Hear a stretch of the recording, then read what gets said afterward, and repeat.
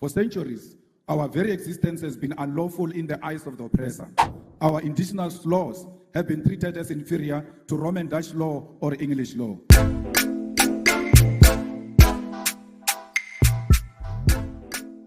To see Africans as their brothers and not their enemies.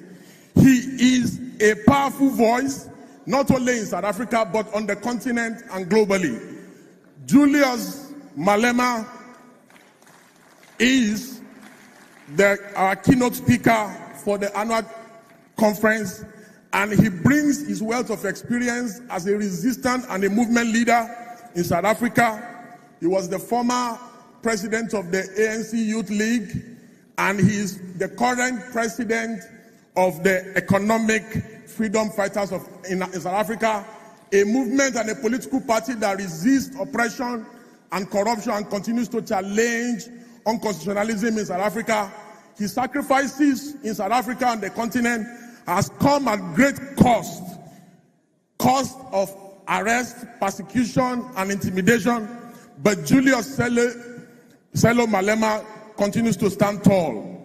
Join me as I welcome this true son of Africa, this Pan-Africanist, and a man for all seasons, Julius Malema.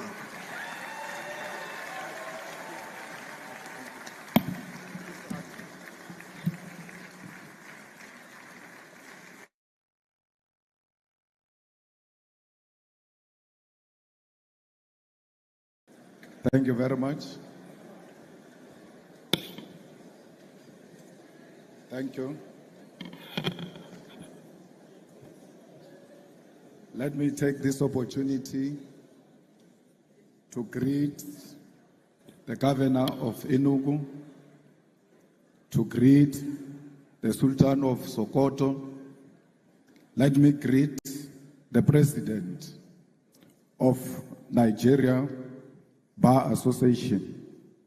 We are here because of your capable leadership, and we are happy that we are home here in Nigeria.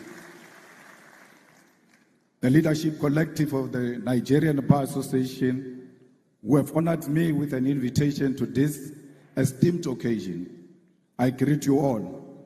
I further greet all members of the Nigerian Bar Association who are present here today, representing the legal fraternity of this great country, which remains a friend and ally of South Africa and her people.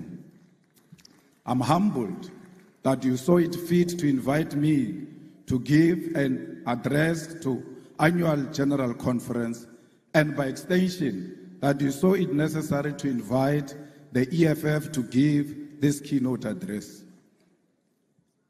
I imagine it was not an easy for a group of members of the law profession to reach consensus on who will address them, because your profession by nature is one of robust debate and contestation. So I understand here today. I stand here today proud because I know I'm a product of a robust debate and agreement by people who find it difficult to agree amongst themselves. Comrades and friends, the link between the legal profession and the cause for liberation cannot be separated. Because just like us, you are instruments of justice.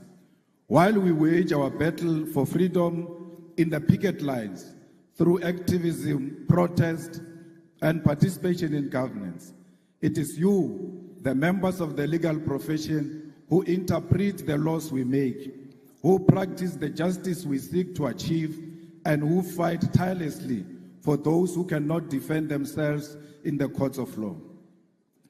It is a profession characterized by sacrifice, intellect, and a commitment to interpretation of the past in order to achieve justice, fairness, and victory in the present and future. For the activists, we have a history and dialectical materialism to guide us into leading society towards a better tomorrow.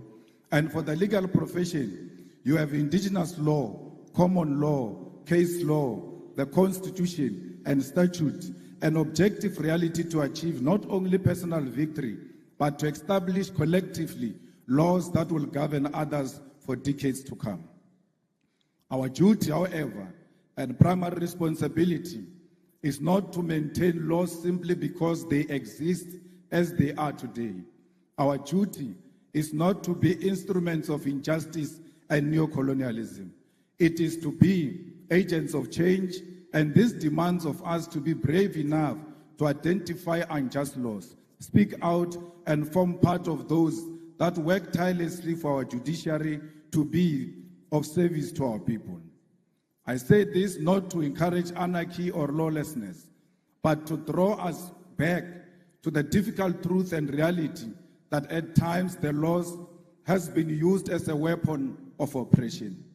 It has taken lawyers and activists to walk side by side, hand in hand, to stand up against laws that perpetuate the undermining of the dignity of the people.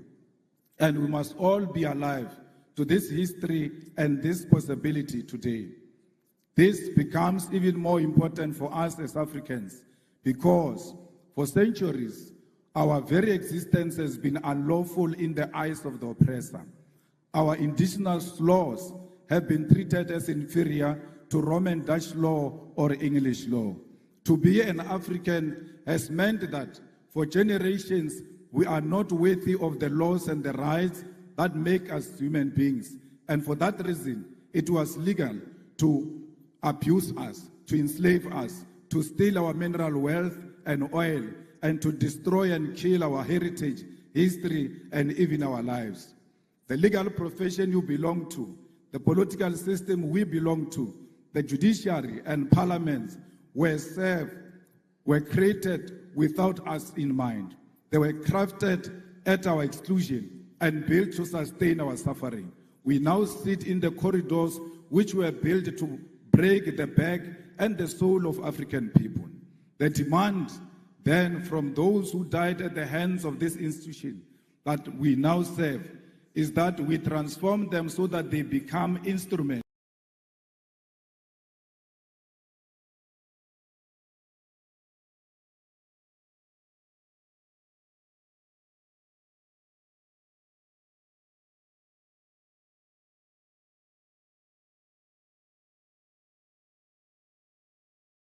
of the people. The demand then from those who died at the hands of this institution to maintain the status quo, but we are here to make our profession serve the African child. I wish to remind you that it was once legal to come to the shores of our great continent and kidnap Africans and enslave us in foreign lands. It was once legal to rape African women and children because they did not have the right to dignity of their European oppressors. It was once legal to take our land and our minerals because, according to the law of the white man, we were not civilized enough to control our own land and our own wealth. In South Africa, our freedom, our oppression, our resistance all had law at the center of it. Under apartheid, it was legal to restrict the movement of Africans to labor reserves called townships and to teach us inferior education so that we could only be servants of white masters. All of those problems were legal, and it took brave men and women to say that if the oppression of Africans is lawful, then such a law is unjust and must be opposed. Today, as our continent is troubled by corruption, leaders who utilize state machinery to sustain their rule at the expense of the poor and the African lives in abject poverty, a question we all ought to ask ourselves is whether the time for the legal profession and the activists to once again stand up for what is right. We must all ask ourselves whether the time has not once again arrived for liberation to be achieved against the sale of our nation to recolonization, and whether this fight must not begin by reimagining our laws for the better. We must therefore reach into this deep history of resistance and solidarity which is shared by our two nations in order to achieve the goal of restoring the humanity of Africa and her people. My brothers and sisters, the humanity of Africa is at the center of what the EFF stands for.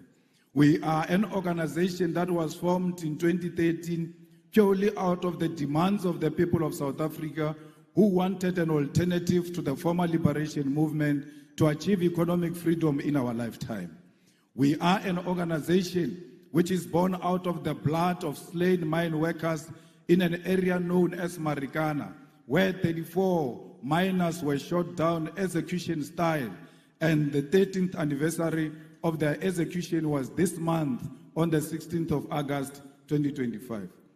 Yet the families have not seen any justice. No one has answered for this grave injustice. It is out of this deep pain and disregard for African life that the domestic workers, miners, gardeners, petrol attendants, street dwellers, university students, professionals, and ordinary people of South Africa demanded that we form the economic freedom fighters. I say this not to encourage anarchy or lawlessness, but to draw us back to the difficult truth and reality that at times the laws has been used as a weapon of oppression.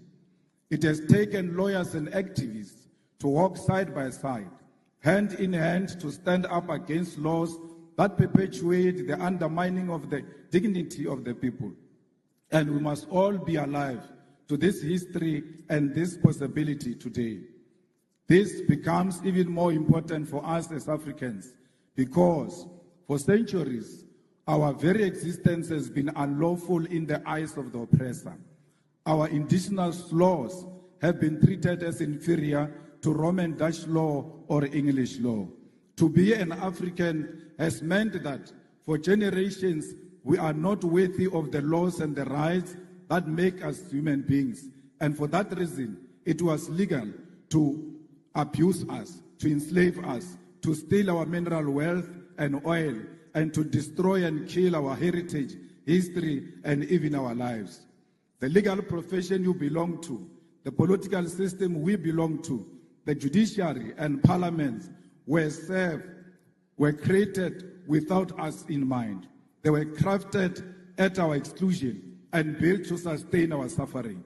We now sit in the corridors which were built to break the back and the soul of African people.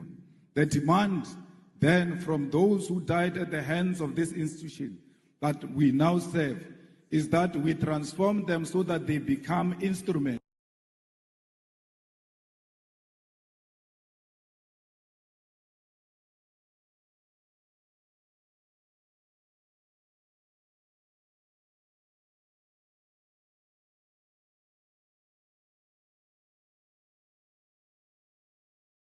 of the people. The demand then from those who died at the hands of this institute to maintain the status quo, but we are here to make our profession serve the African child. I wish to remind you that it was once legal to come to the shores of our great continent and kidnap Africans and enslave us in foreign lands. It was once legal to rape African women and children because they did not have the right to dignity of their European oppressors. It was once legal to take our land and our minerals because, according to the law of the white man, we were not civilized enough to control our own land and our own wealth. In South Africa, our freedom, our oppression, our resistance all had law at the center of it. Under apartheid, it was legal to restrict the movement of Africans to labor reserves called townships and to teach us inferior education so that we could only be servants of white masters. All of those problems were legal, and it took brave men and women to say that if the oppression of Africans is lawful, then such a law is unjust and must be opposed. Today, our modern technology, the energy resources that fuel global industry, and the human capital to build a self-sufficient continent. Yet, both our nation remains trapped in neo-colonial arrangements where our raw materials are extracted cheaply and exported to Europe, America, and Asia, only to be sold back to us at crazy prices as finished goods. This is a cycle of dependency we must break. The path forward is clear. Nigeria and South Africa must industrialize together, build factories together, and process our resources on African soil. Imagine a joint program where South African mining expertise is combined with Nigerian oil wealth to create African-owned energy and resources conglomerate, one that refines, processes, and manufactures for Africa and the world. Imagine agricultural cooperation where Nigeria fertile lands provide food security for the continent, supported by South African machinery, logistics, and technology. Imagine a collaborative investment in renewable energy where South Africa's solar potential and Nigeria gas reserves are harnessed to build an integrated African power grid. Already, we have glimpses of what is possible. South African companies such as MTN, SPAR, ShopRite, and MultiChoice have made significant inroads in Nigeria, creating jobs and bringing services. Nigerian businesses, investors, and cultural industries have equally expanded to South Africa. Nigerian music, filmmakers, writers influence South African culture, just as South African universities and industries provide platforms for Nigerian talent. But this cooperation has been uneven and at times marked by suspicion and the painful experience of xenophobia. Let me be unequivocal here. Xenophobia is a betrayal of African unity. It is a sickness born of poverty, inequality, and government failure. But its victims are our African brothers and sisters. Nigerians, Zimbabweans, Congolese, and Somalis are not the cause of the South Africa's unemployment crisis. The cause lies in the untransformed economy of South Africa, which remains in the hands of white minority and multinational corporations who continue to exploit labor while refusing to industrialize. Attacking fellow Africans diverts anger from the real enemy, and we must educate our people that unity, not division, is the solution to the African crisis. If we want to end one-way migration, where Nigerians are forced to leave home in search of opportunity in South Africa, we must integrate our economies. Young Nigerian engineers should be able to work in Johannesburg, Gaborone, Windhoek, Harare, Cairo, and Accra, not as foreigners, but as Africans contributing to Africa. South African entrepreneurs should be able to set up in Lagos without suspicion, but with support as partner in the shared future. We must harmonize trade policies, align visa regimes, and build continental infrastructure that connects our people. We actually do not need a visa. We don't need a visa between South Africa and Nigeria. In the same way, we don't need a visa for our people to travel in their own continent. We are one. Both South Africa and Nigeria know the pain of colonialism. Both have faced internal divisions. Both have endured the pressures of global imperialism that seeks to divide and exploit and control us. Both know that the only path forward is Pan-African solidarity. We must reject the illusion that our salvation will come from Washington, London, Brussels, or Beijing. Our salvation lies here in Lagos and Johannesburg, in Abuja and Pretoria, in the hands of Africans who refuse to be divided. Together, Nigeria and South Africa can lead African continent free trade area not as a paper agreement, but as a living reality that changes the lives of ordinary people. Together, we can demand fair trade, protect our industries, and invest in education, technology, innovation. Together, we can prove that Africa is not a begging bowl, but a continent of giants. We must prove to the whole world that we are not xenophobic, we love one another. Black people are not loved in Africa and are not loved outside Africa. We have a duty to love ourselves and show the whole world on how it must treat us. We cannot treat each other badly and expect other people to treat us much better. How you treat your own brother and your own sister, it's how you teach others outside how they must treat you. The unity of our continent is paramount, and we must never associate with any xenophobic agenda that perpetuates the divisions in South Africa. Solidarity is what we need for each other.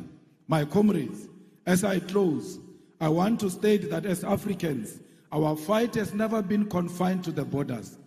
From the very beginning, the struggle of South Africa against apartheid, we knew that suffering of one oppressed people anywhere in the world is the suffering of all oppressed people everywhere. It was in that spirit that South Africa, during its liberation struggle, was embraced by Nigeria and other African nations, who declared that apartheid was not simply a South African problem, but an African and global crime.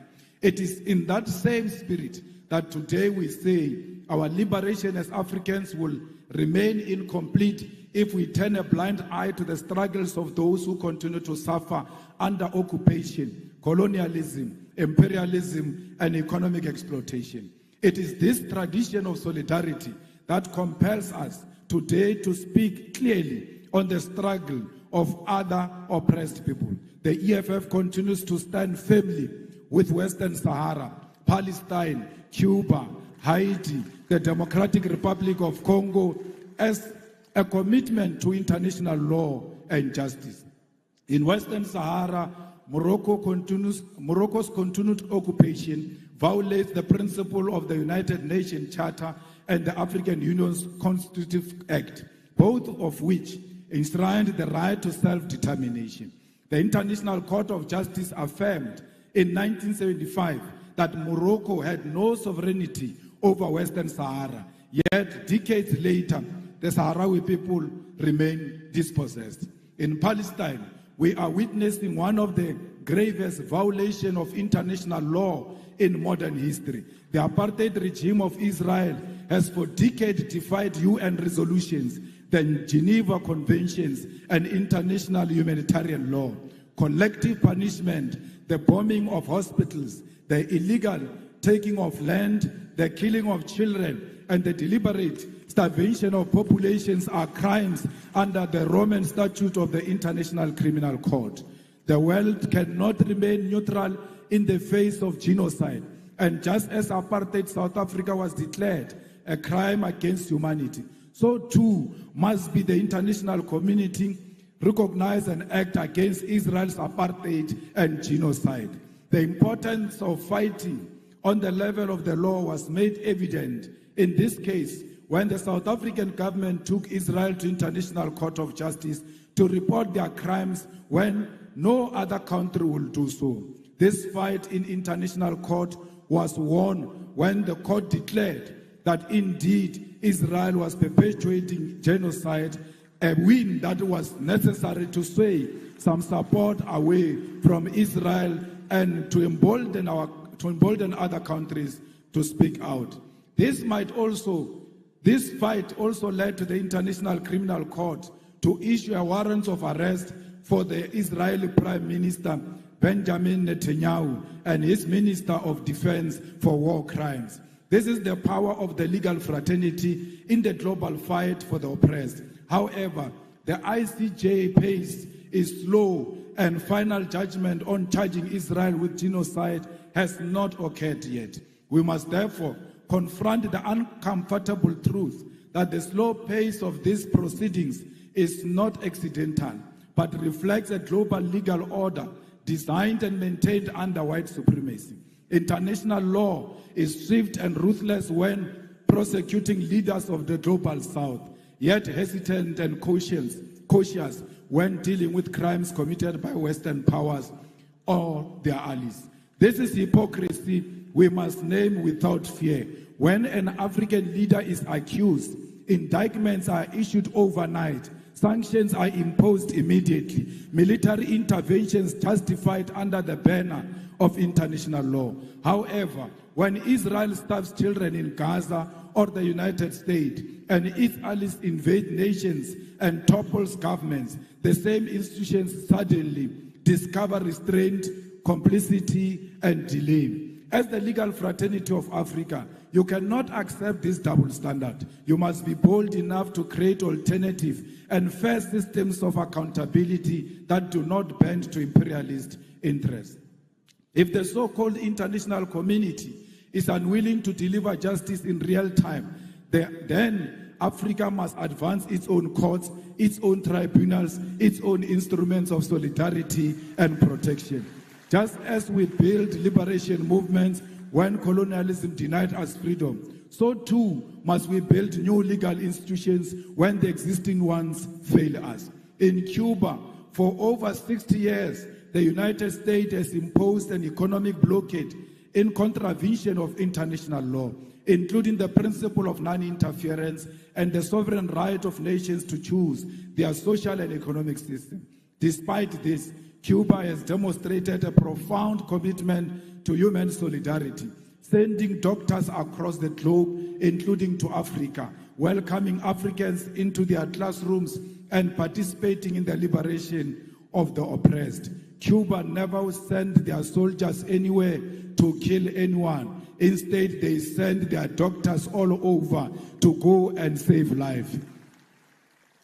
The tragedy of Haiti is one of historical injustice. Haiti's revolution was first declaration of black freedom in the modern world, yet it was punished with centuries of economic sabotage and enforced debt. Contrary to any principle of justice, today, Haiti suffers from foreign interference, the denial of sovereignty, and the imposition of external governance. We were formed to complete the liberation struggle, which was faced by compromise, betrayal, and corruption of the mission for the return of the land and wealth of South Africa to the hands of the people. As a result, we base our struggle on these lived realities, and we are guided by a scientific ideological outlook of Marxism, Leninism, and the teachings of Frantz Fanon. Fanon, in the context of Africa, becomes most important as we faced with a continent that is becoming more and more dependent on the former colonial master, and our liberation movement abandoned the struggle which led to the formation in favor of life of opulence while the people suffer. We are Marxist because we believe in the inherent need of an alternative economic system to capitalism, and we use the science of dialectics to wage our struggle for liberation. We are Leninist because we believe in the need for a vanguard party of the people to lead the struggle, one which believes in internal democracy and the waging of struggle in parliament, the judiciary, and at the grassroots level. We are anti-capitalist, anti-imperialist, anti-racist, anti-sexist organization which believes in democracy and socialism as a means of uplifting ordinary masses of our people.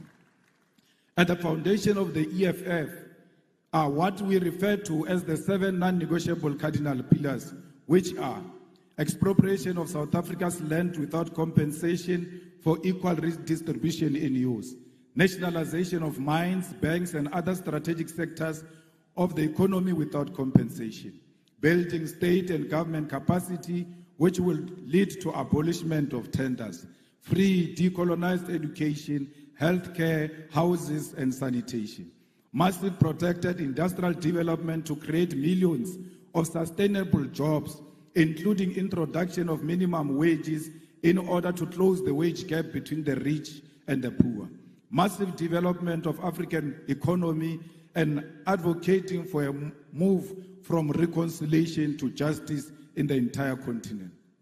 Open, accountable, corrupt-free government, and society without fear of victimization by state agencies. These are briefly the guiding principles which make us, as the EFF, a revolutionary movement. Compatriots, the need to do away with injustice of the past demand that we create laws for the future, because independence does not automatically mean that infrastructure of our legal system itself becomes independent. Our duty as lawmakers, as practitioners post-independence, demands of us to scrutinize existing laws and where necessary make amendments or even introduce new laws to liberate our people from the parasitic oppression that they are exposed to. The EFF, which has been in Parliament of South Africa since 2014, is engaged in this practice, and we have been able to implement our vision, mission, and identity into our approach to governance and lawmaking. A few examples of how we have interpreted what needs to change at the level of governance and legislation in South Africa to enhance the cause for liberation is the introduction of the bills that we have put before Parliament. The nationalization of the Reserve Bank Bill, which seeks to place full control of South Africa's Reserve Bank, particularly monetary policy, in the hands of the state. Further to this bill introduced by the EFF in Parliament seeks to broaden the mandate of the Reserve Bank in South Africa, which currently has private shareholding, towards alleviating unemployment and curbing economic stagnation, which is due to the Reserve Bank conservative and financial sector-orientated policy outlook. The Public Finance Management Amendment Bill will in South Africa deal with a problem facing the whole continent, and that is the unregulated borrowing of the money by our government from the World Bank and the International Monetary Fund. This bill, which we have introduced as the EFF, will require that National Treasury in South Africa first seek approval from Parliament to source foreign loans and establish transparency regarding such loans and their conditionalities. The debt trap of Africa to our foreign colonizers must be stopped, and that begins by regulating these loans that our leaders commit future generations to, because they will not be there when the colonizers come to collect. The Student Debt Cancellation Bill is a piece of legislation introduced by the EFF to ease the debt burden of young students who cannot access their qualification, seek employment using their qualification, or pursue postgraduate studies because their qualifications are withheld due to debt. Student debt is an obstacle to the youth who have no source of income because they cannot access their degrees, and equally cannot generate a source of income because they cannot prove that they are qualified due to their qualification being withheld. The need to unlock this qualification possesses a major opportunity to grow our expertise in our country and promote education to be at the center of our developmental objective. Insourcing Bill seeks to do away with the exploitation of labor brokers and consultancy firms which are draining the public finance of government in South Africa. In our country, the most basic of service which ought to be conducted through internal capacity are done on contractual basis and at inflated prices. The policy of outsourcing is at the center of corruption as politicians establish companies to provide services such as cleaning, security services, accounting services, maintenance services, and many more to government at a ridiculous rate. How can you issue a tender to buy toilet paper? How come Director General doesn't know where the toilet papers are being sold and go and buy the toilet papers himself instead of issuing out a tender that is unnecessary? There are certain things that can be done by the government without involving the outside players. We don't want alcohol advertised in South Africa because they advertise alcohol through the means that is not a true reflection of alcohol. Why are you not advertising alcohol with drunkards and show people what alcohol will do to them? It cannot be that alcohol is advertised only with beautiful people at the beach. It must be a true reflection of what this will do to you. We have done the same before by banning the advertisement of cigarette in South Africa, and what is to follow is alcohol. The EFF is also engaged in many other programs that seeks to empower our own communities and make sure that there is local procurement. Why should a prison in Enugu should go and buy vegetables in Lagos? They must buy where they are to promote local economy and to promote their own economic growth. We cannot allow a situation where people who do not come from where we come from are actually not benefiting from what their government can provide. Compatriots, I must reiterate once again that it is a deep honor to stand before you today in Nigeria, in Enugu State, a country that holds a special place in the hearts of all South Africans who understand history, who value solidarity, who appreciate the sacrifice made by others in the cause of our freedom. Nigeria is not just another African country to us. It is a comrade nation, one that stood firmly by our side during our darkest hour. When South Africa was shackled by apartheid, when our people were murdered, imprisoned, and denied basic humanity, Nigeria rose as a giant for justice, placing South Africa squarely at the center of its foreign policy. Former President Murtala Mohammed famously declared that Africa had come of age, that the continent will no longer tolerate interference from outside powers, and this still rings true today. Nigeria set up the Southern African Relief Fund, mobilizing its citizens to contribute to the liberation struggle. Even as it faced its own challenges at home, these initiatives raised millions of dollars to support the liberation of South Africa. People paid directly from their salaries to contribute to the liberation of the people of South Africa. Nigerian students sacrificed a portion of their income through the Mandela Tax, which supported an educational training program for black South Africans, and successive Nigerian governments never stopped in their material and moral support for South Africa's liberation. In fact, Nigerian government boycotted the 1976 Olympic Games and the 1979 Commonwealth Games in protest and in opposition to apartheid government. We cannot forget all those who stood by us during difficult times. Nor can we forget that when Nelson Mandela was released from prison in 1990, one of his earliest international visits was to Lagos and Abuja to personally thank the Nigerian people.